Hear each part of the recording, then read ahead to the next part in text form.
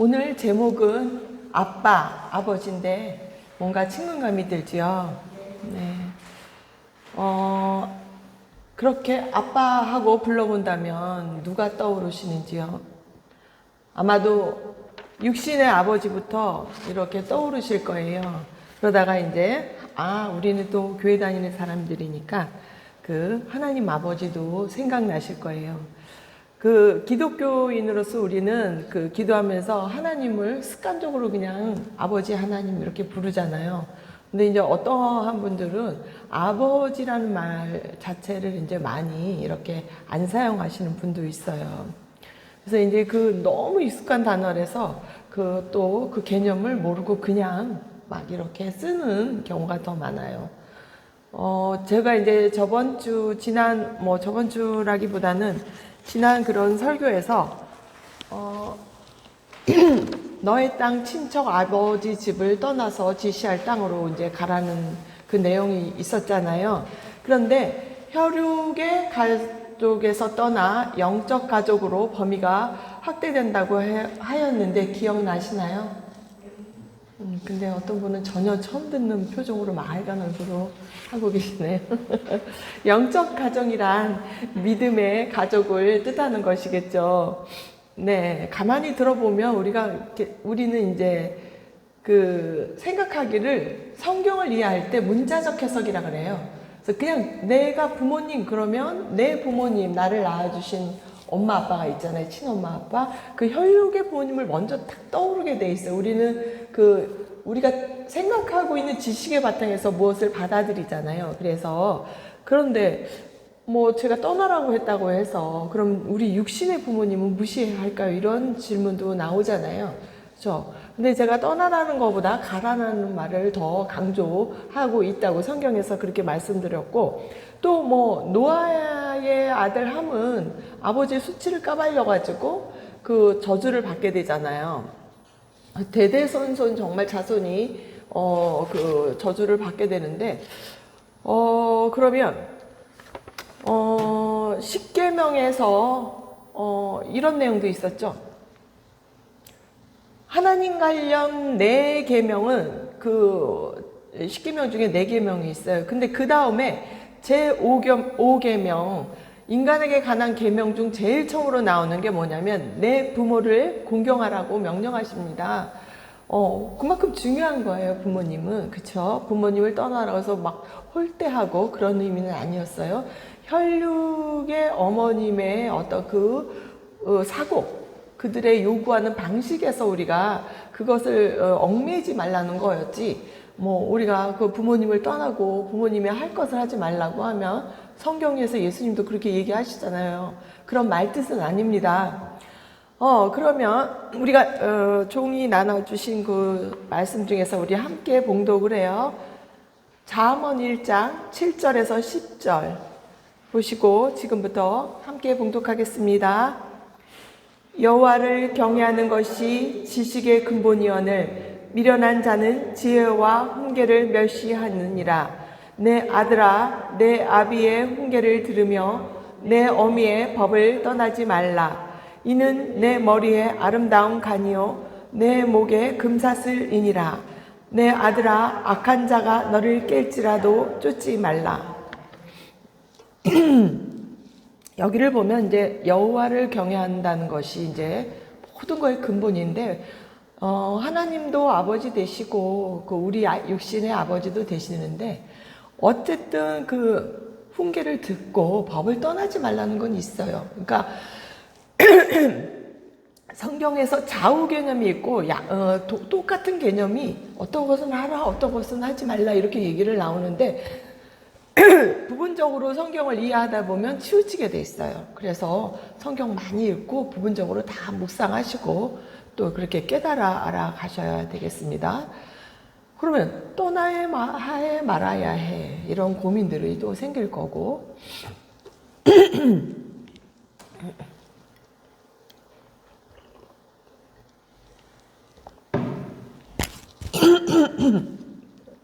죄송합니다. 신약에서 예수님은 하나님을 아버지라고 부르시는데, 신약에서 아버지라는 말은 150회 이상 나와요. 우리가 이제 요한복음 계속 나누고 있는데 거기서 보면 예수님이 유별나게 아버지, 아버지. 네. 아버지, 아버지 이렇게 말씀하세요. 그러면, 육신의 아버지는 요셉이잖아요. 그런데 그거는 강조되지 않고, 자신은 하나님의 아들이라고 하는 터에 유대인들이 난리가 났죠. 엄청난 반발을 사게 됩니다. 유대인들은 자신들의 아버지는 거기서 문장에서 이제 조금 이따 읽으실 건데 아브라함이라고 합니다. 여기서 가만히 생각해 보면 유대인들과 예수님 둘 다 자신의 육신의 혈육의 바로 직계 아버지들을 얘기하는 건 아니잖아요.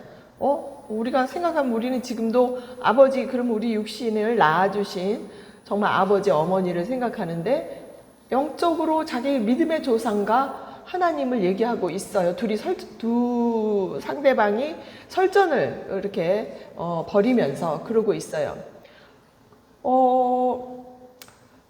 유대인들은 그런데 왜 그러면 하나님을 일상적으로 아버지라고 부르지 않을까요? 구약에는 하나님이 아버지라는 내용이 있을 것 같아요? 없을 것 같아요? 여호와. 또 구약에는 있을까요? 없을까요? 개념이 지금 한 번도 생각을 안 해봤죠? 아버지, 그죠? 네, 그렇습니다. 우리가 이렇게 믿음의 생활을 오래 하고도 하나님 아버지라 그러면서도 우리가 구약에 아빠가 있나 아버지? 근데 예수님은 왜 아버지라 그랬을까? 이제부터 조금 구체적으로 한번 생각해 봐요.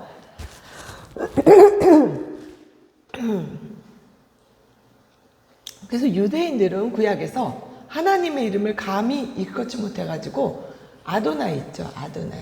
주님을 뜻하는 이 말인데 그 호칭을 사용했어요. 그것도 하나님의 이름 엘로힘과 여호와라는 말도 이제 아시는데 그것은 다음에 제가 또 기회 있을 때 논하겠고요.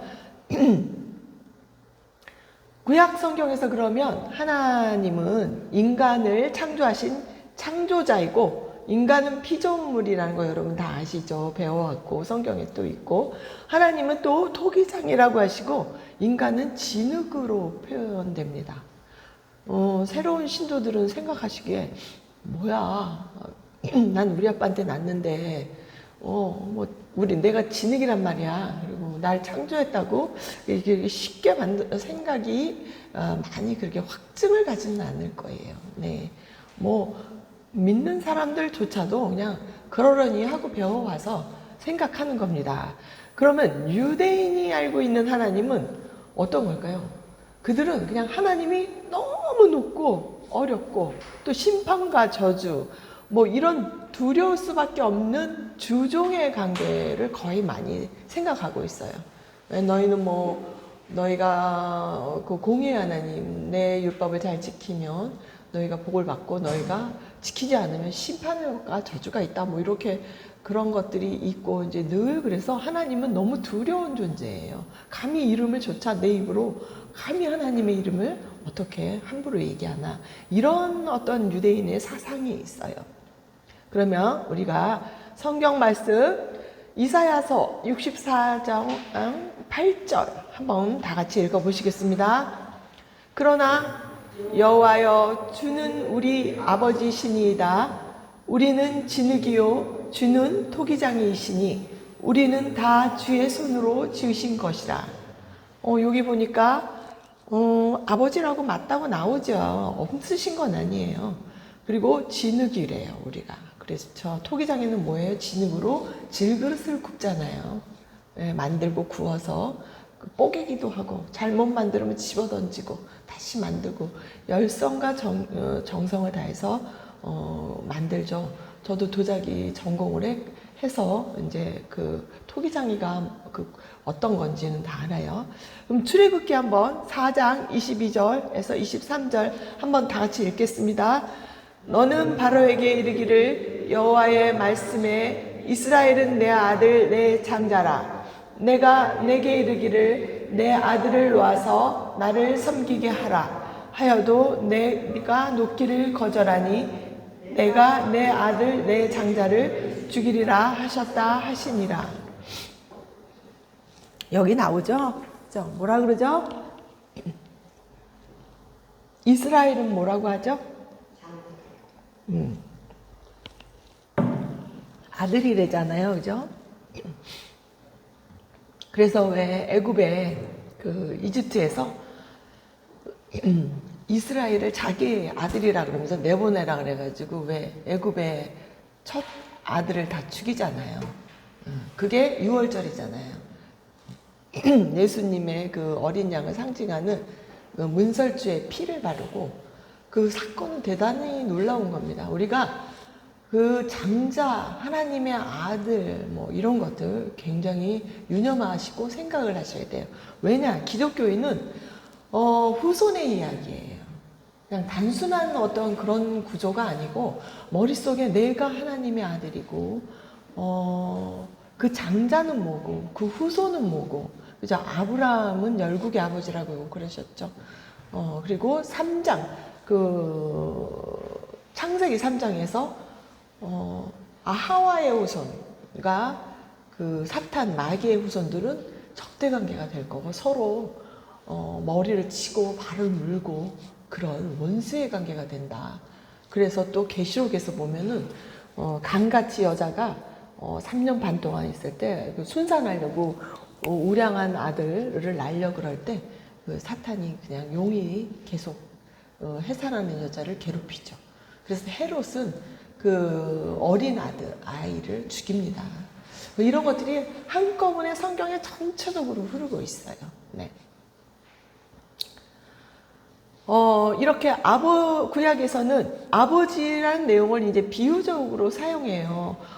딱 드러내놓고 이제 몇 구절만 빼고 나머지는 그냥 비유적으로 사용해서 하나님과, 이미 구약에서도 하나님과의 인간의 관계를 주종의 관계가 아니고 우리를 부모와 같이 낳아주시고 또 보호자 되시고 양육하시고 또 인자와 사랑을 베풀고 친밀과 그런 인격적인 관계를 나타내고 있습니다. 그러므로 예수님은 그런 하나님 아버지의 모습을 온전히 인정하시고 확정하신 것입니다. 그러면 우리 모두가 한 하나님 아버지에게서 낳은 한 형제일까요? 그런데 오늘 조금 이따 이제 읽으실 오늘 성경 본문에서는 예수님은 그토록 믿어왔던 그 유대인들의 아버지는 하나님이 아니라 마귀라고 하십니다. 유대인들은 하나님밖에 모르잖아요. 근데 그냥 마귀라고 하니까 유대인들 좋겠어요. 말이 안 되잖아요, 그죠? 그러니까 당연히 그냥 십자포화를 쏟아내죠.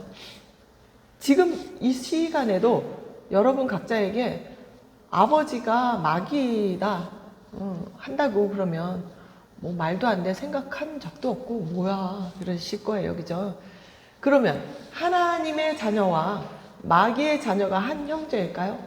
서로 사랑하라. 그럼 형제를 사랑하라 이러면은 우리 개념을 좀 구체적으로 가져야 됩니다. 물론 원수를 사랑하는 말도 있어요.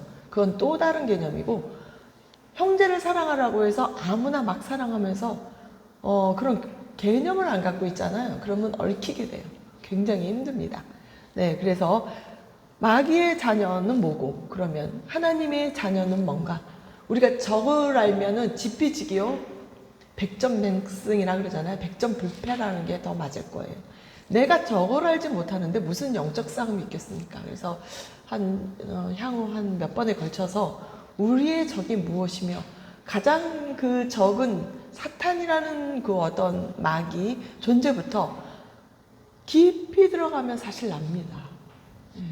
이거 어려운 문제인데, 너무나 성경을 알면 알수록, 그 깊이 알면 알수록 사실은 내가 사탄의 모든 영역 속에 가장 성복입니다. 그래서 자신의 의라고 합니다.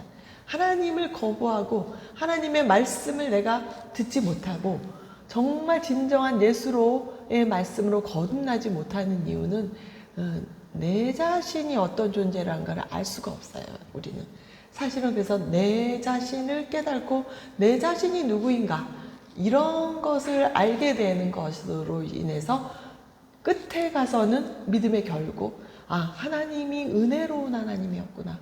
나는 아무것도 아닌데, 그 정도가 단순히 아무것도 아닌 게 아니고, 제가 성경을 읽으면서 30 몇 살 때 아무것도 아닌 거, 정말 나는 I am nothing, 나는 아무것도 아닙니다라고 느꼈는데, 그 이후로 한 10몇 년, 20년 동안은요, 그 아무것도 아닌 게 아니었어요.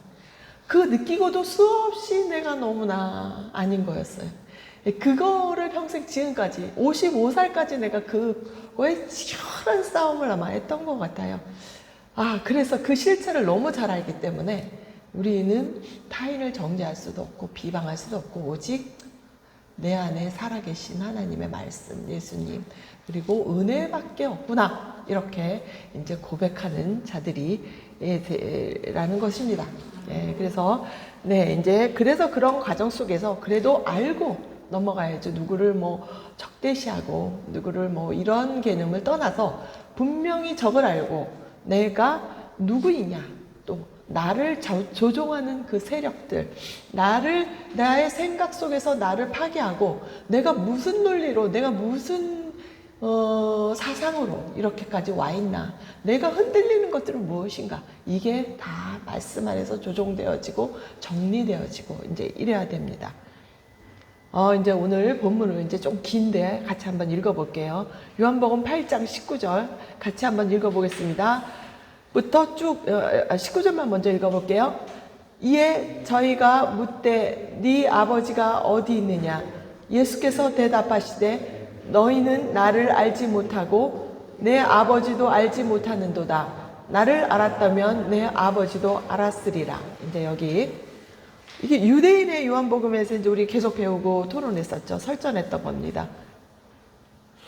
예수님이 이제 유대인이 그랬어요. 하도 아버지라는 거야. 네 아버지가 어디 있냐? 그러니까 예수께서 대답해서 너희는 나도 모르고 내 아버지도 알지 못한다. 왜 이제 유대인들이 그 아버지의 개념을 안 갖고 있었는지 이제 조금씩 알게 될 거예요. 예수님을 모르는 거예요. 그러면 예수님도 모르고 아버지도 모른다는 거예요. 36절 같이 읽어보겠습니다. 그러므로 아들이 너희를 자유케 하면 너희가 참으로 자유하리라. 왜 아들이 자유케 할까요? 왜? 구약은 율법에 너무 매여 있었어요. 율법의 정신은 굉장히 아름다운 겁니다. 율법은 1.1획도 없어지지 않아요. 예수님은 율법을 완성하러 오셨지 율법을 깨려고 온 것은 아닙니다.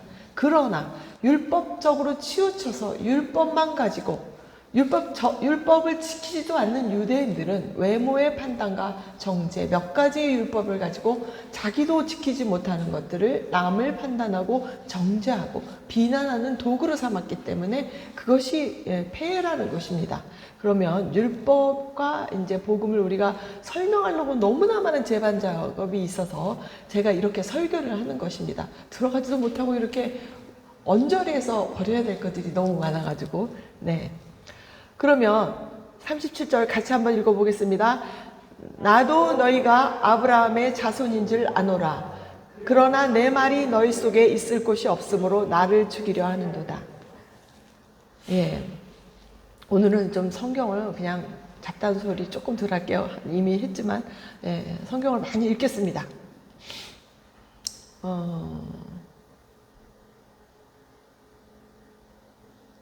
아브라함의 자손인 건 맞죠? 유대인들이. 그쵸?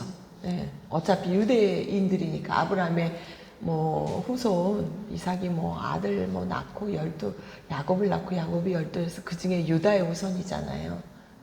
그래서 근데 육적 조상은 맞아요. 그런데 예수님의 말이 그들의 속에 없대요. 그래서 죽이려고 한대요. 왜 이렇게 화가 나는지 그 안에 진리가 없는 거예요. 말도 그래서 진리를 말해도 듣지도 않는 거예요. 그럼 예수님은 누구에게서 그거 들은 걸까요? 38절 한번 읽어보자요. 보세요. 나는 내 아버지에게서 본 것을 말하고 너희는 너희 아버지에게서 들은 것을 행하느니라. 근데 여기 나왔죠. 아버지가 누구예요? 예수님은 자기 자의로 얘기하지 않았다고 누차 얘기합니다. 보통 사람들의 얘기 중에서 어떤 목사나 사상가나 보면 다 자의를 얘기하는 경우가 많아요. 근데 어디서 얘기를 하느냐? 예수님은 절대 자기 의지대로 얘기하지 않는다고 합니다. 여러분, 우리도 그것으로 성경을 말해야 되지. 우리가 물론 자기 주장은 있어요.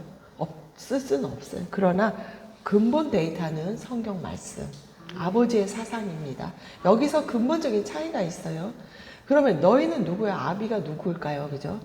39절 같이 읽읍시다. 대답하여 가로되 우리 아버지는 아브라함이라 하니 예수께서 가라사대 너희가 아브라함의 자손이면 아브라함의 행사를 할 것이오늘. 40절 지금 하나님께 들은 진리를 너희에게 말한 사람인 나를 죽이려 하는도다.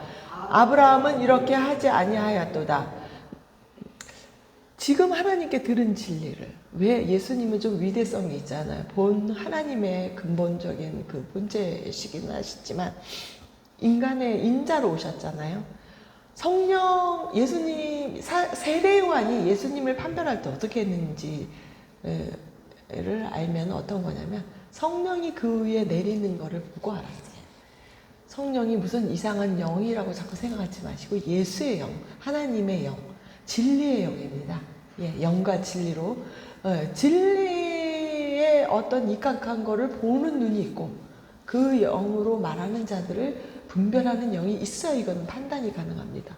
네, 어려운 거지만 쉽게 말했습니다. 네, 쉬운 얘기로 말했지만 어렵습니다. 네, 그러면 어디였죠? 41절인가요?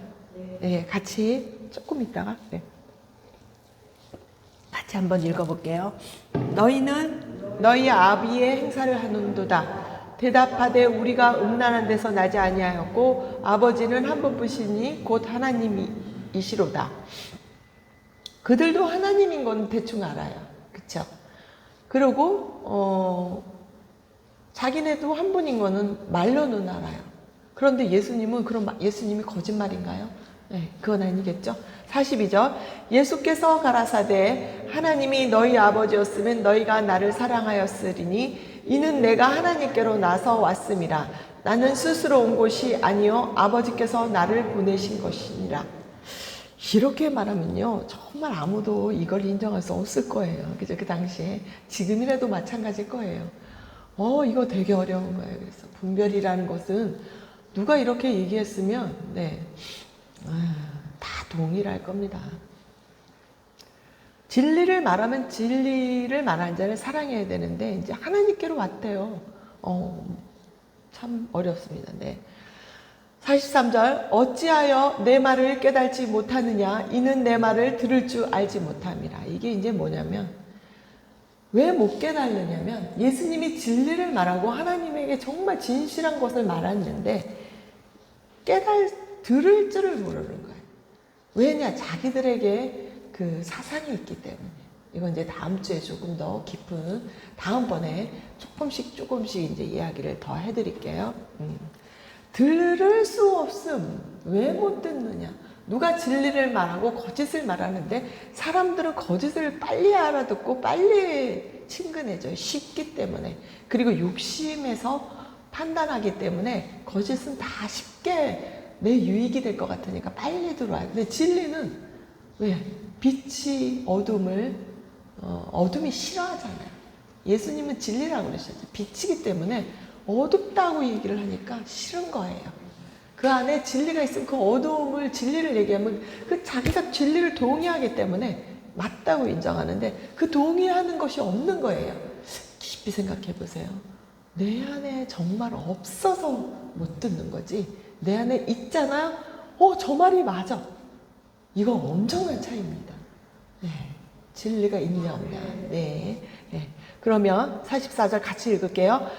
너희는 너희 아비 마귀에게서 났으니 너희 아비의 욕심을 너희도 행하고자 하느니라. 저는 처음부터 살인한 자여 진리가 그 속에 없으므로 진리에 서지 못하고 거짓을 말할 때마다 제 것으로 말하나니 이는 저가 거짓말장이요 거짓의 아비가 되었음이니라. 내가 진리를 말함으로 너희가 나를 믿지 아니한도다. 네, 오늘 본문 되게 길었죠.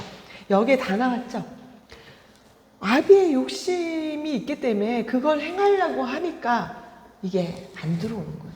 처음부터 살인한 게 누구죠? 가인이었잖아요. 하나님은 분명히 너는 아니야 라고 얘기했고 아벨의 제사를 받았는데 진실로 그것이 옳아서 하나님의 믿음으로 드린 아벨의 제사를 받았던 거고 아벨의 자세와 태도를 봤는데 얘는 땅의 열매로 가인에 했는데 그걸 인정하기 싫어서 끝까지 방어 기제를 내들기다 결국 화를 내고 동생을 죽여버리는 살인하는 자.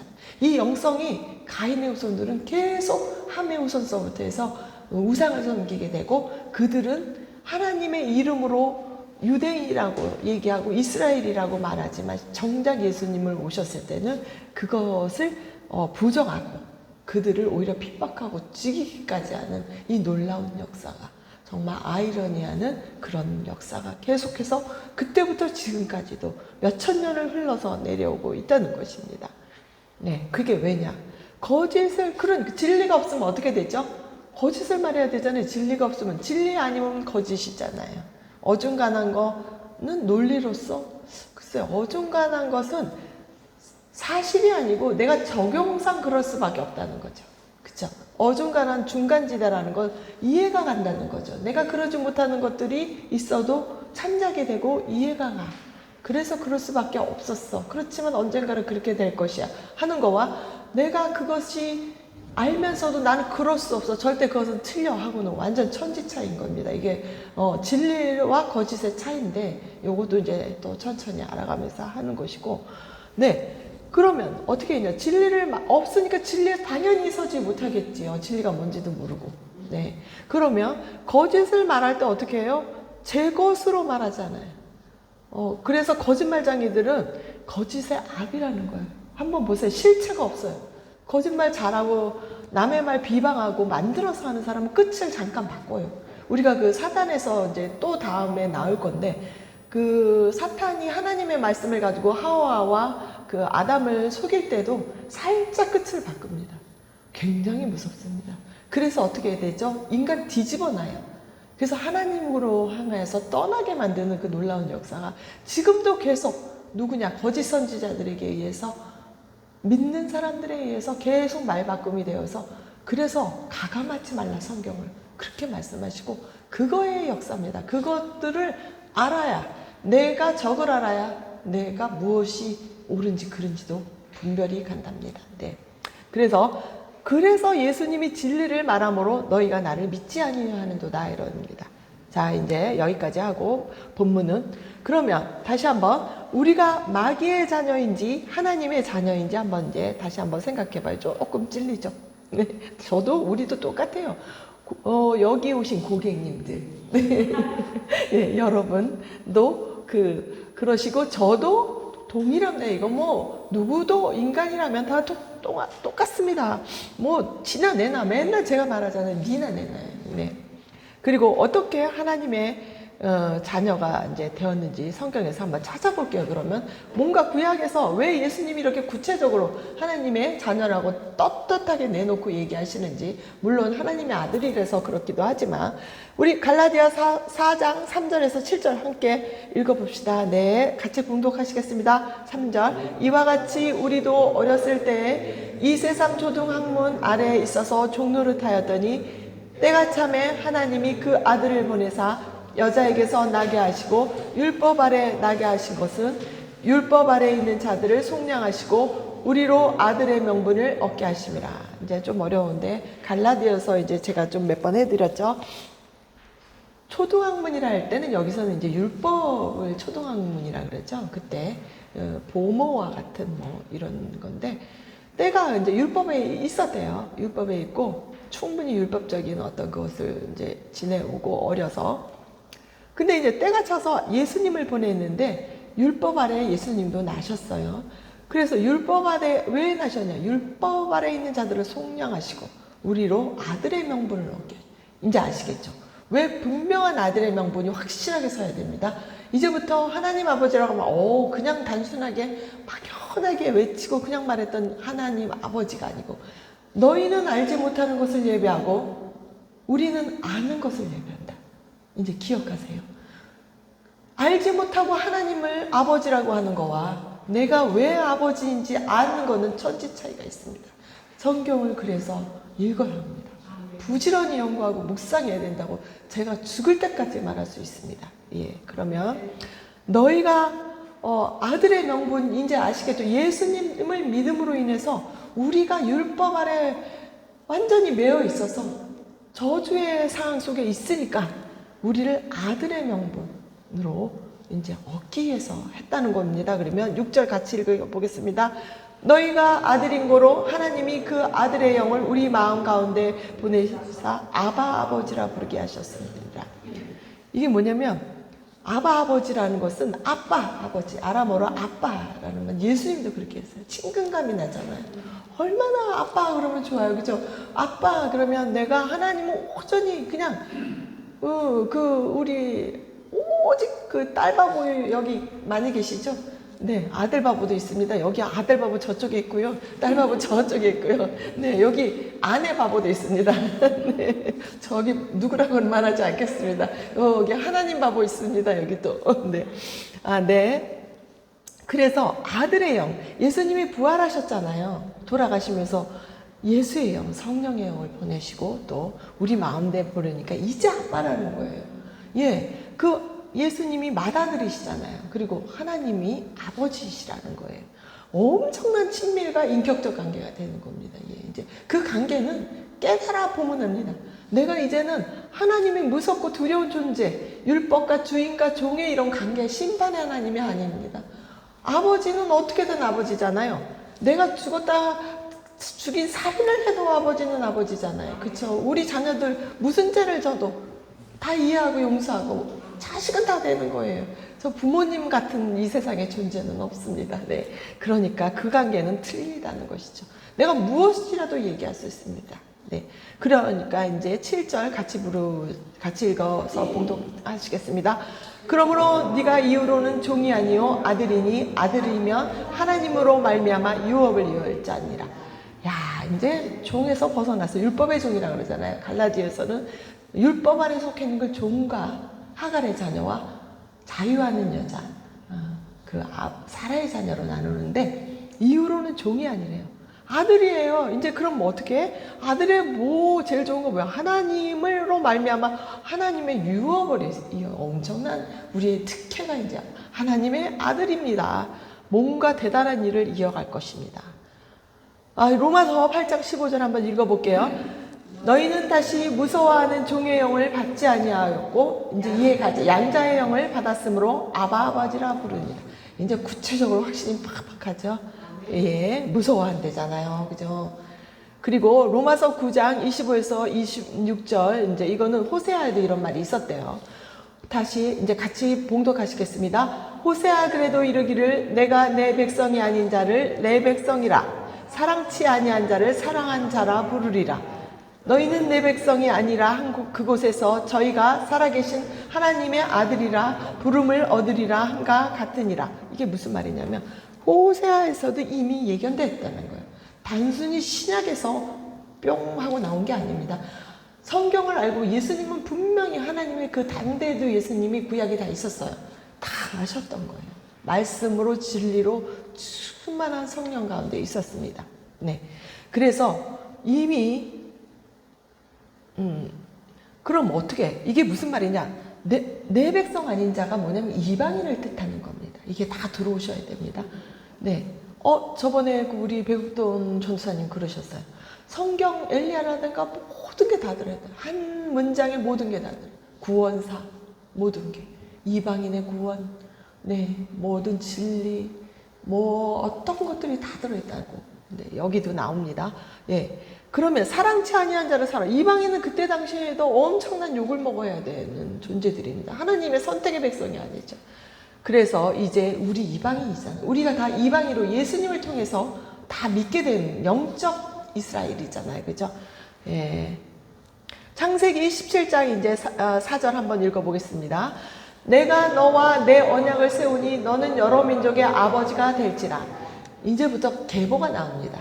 육신의 조상, 데라가 우상을 섬겨서 거기서 떠나라고 하셨습니다. 우상을 섬기는 아버지의 집에서 떠나라고 했더니 영적 아버지는 떠나고 우상을 섬기는 아버지는 안 떠나면 안 됩니다. 네. 네. 여기서 뭐라 그랬죠? 그 여러 민족의 이제 아브라함이 아버지, 열국의 아비가 된다는 거예요. 아브라함은 믿음의 조상. 믿음으로 있어서. 네. 그래서 아브라함이 이들이 다, 자기들이 유대인이 아브라함이 아버지라고 했던 거예요. 머릿속에 잘 기억하세요. 노아 아이들이 세상을, 원래는 아담과 하와였는데 걔네들이 아벨과 가인이 있었어요. 그런데 하나는 죽고 또 후손들이 쭉 나왔어요. 그래서 노아의 시대 모두 다 어떻게 됐죠? 다 8명만 가족만 빼고 죽었잖아요. 그런데 노아의 셈, 함, 야벳을 통하여서 했다가 그 중에서 한 줄기 아브라함의 여선이 새롭게 아버지, 영적 아버지, 믿음의 아버지 줄기가 시작되는 거 절대 놓치시면 안 됩니다. 네. 신약에 계속해서 믿음의 아버지, 믿음의 아버지. 영적 그 영역의 지평이 가족의 범위가 넓어진다는 의미는 이제 그 믿음의 아버지, 우리가 믿음으로 우리가 하나 된 교회 애들, 이런 것들을 다 의미하는 것입니다. 창세기 17장 7절에서 8절 한번 같이 읽어볼게요. 내가 내 언약을 나와 너와 내 대대 후손의 사이에 세워서 영원한 언약을 삼고 너와 네 후손의 하나님이 되리라. 내가 너와 네 후손에게 너의 우거하는 이 땅 곧 가나안 일경으로 주어 영원한 기업이 되게 하고 나는 그들의 하나님이 되리라. 이것만 봐도 전체 역사가 나옵니다. 우리 지금 그 중동 땅에서 막 싸우죠. 그 예루살렘 성지를 통하여서 뭐 이스마엘 족속과 이삭의 족속들, 그러니까 뭐 유대인, 이슬람교, 그 다음에 기독교 막 서로 그 땅이라고 육적 그 땅을 가지고 얘기들을 합니다. 그 당대에 아브라함 말고 다른 사람들 분명히 있었어요. 야벳도 있었고 함도 있었어요. 그러면 모든 자의 하나님이 아니라고 분명히 인정하셔야 돼요. 예, 물론 다 사랑하세요. 하나님은 온 백성이 다 자기야 하지만 분명히 이끌어가는 백성이 있다는 거예요. 여기서 구분 정확하게 지으셔야 합니다. 그 개념 없이 가시잖아요. 엉뚱한 얘기 다 나옵니다. 네. 그들을 미워하라는 거 아니에요. 원수도 사랑하고 뭔가 분별은 가져야 된다는 겁니다. 네. 그러면 분명히 아브라함의 후손에 대대적으로 된다는 거예요. 누구예요? 가나안 땅을 주니까. 그래서 거기를 차지하려고. 근데 영적 가나안 땅은 분명히 천국, 하나님 나라라고 바뀐다고 얘기했는데 사람들은 육적 가나안 땅에 저기 중동 땅으로 치고받고 싸우는 겁니다. 네. 갈라디아서 4장 19절 같이 이제 읽겠습니다. 나의 자녀들아 너희 속에 그리스도의 형상이 이루기까지 다시 너희를 위하여 해산하는 수고를 하느니. 야, 이제는 그게 어떻게 되냐면 예수님의 맏아들이고 하나님이 아버지고 우리는 영적 그 아들이 됐으니까 예수님은 이제 가족이 된 거예요. 맞죠? 네, 그래서 이제 아비가 된 거예요. 열국의 아브라함이 아버지가 된 것처럼 우리도 아비가 된 거예요. 영적 아비 스승입니다. 잘 기억하세요. 뭐 아비가 됐다고 그러면 지가 뭔데? 나 성경 좀 가르쳤다고 해서 뭐 아비야? 이 개념 떠나셔야 됩니다. 주의 말씀에 순종하고 권위에 있습니다. 하나님의 권위의 말씀이 있기 때문에 권위로운 거지 권세가 있고 뭐 그렇다고 해서 뭐 그냥 뭐 대단한 존재라가 아닙니다. 서로 존중하고 존경하고 또 함께 해야 할 영적 스승이 저뿐만 아니라 우리들은 다 말씀을 뿌리고 전도하는 자들입니다. 이제 하나님 아버지에 대해 확신을 가지시고 말씀을 전하고 그리스도의 제자로 양육하는 그리스도의 사람들은 모두 영적 스승입니다. 조금 전에 말했던 것 같이 믿음의 후손들을 낳고 길러내는 진정한 아버지의 의미가 있다는 것입니다. 우리가 이제 디모데와 바울이 있죠. 이제 마지막으로 너무나 사랑하고 그 기뻐했던 제자 디모데. 바울이 엄청나게 기뻐하고 디모데가 가장 훌륭하죠. 이렇게 얘기 들어보면 제자예요. 그런데 온 동네 칭찬이 자자한 리더로 준비되기까지 바울이 아버지로서의 수고와 헌신이 있습니다. 우리는 이제 이런 것들을 기억해야 되겠습니다. 사랑의 하나님이 우리의 아버지가 되시고 예수님이 맏아들 되시고 양자된 우리들이 이제 믿음의 아버지들의 계보를 이어나시기를 간절히 바라기를 이제 바라면서 이제 오늘 설교를 마치겠습니다. 네, 감사합니다.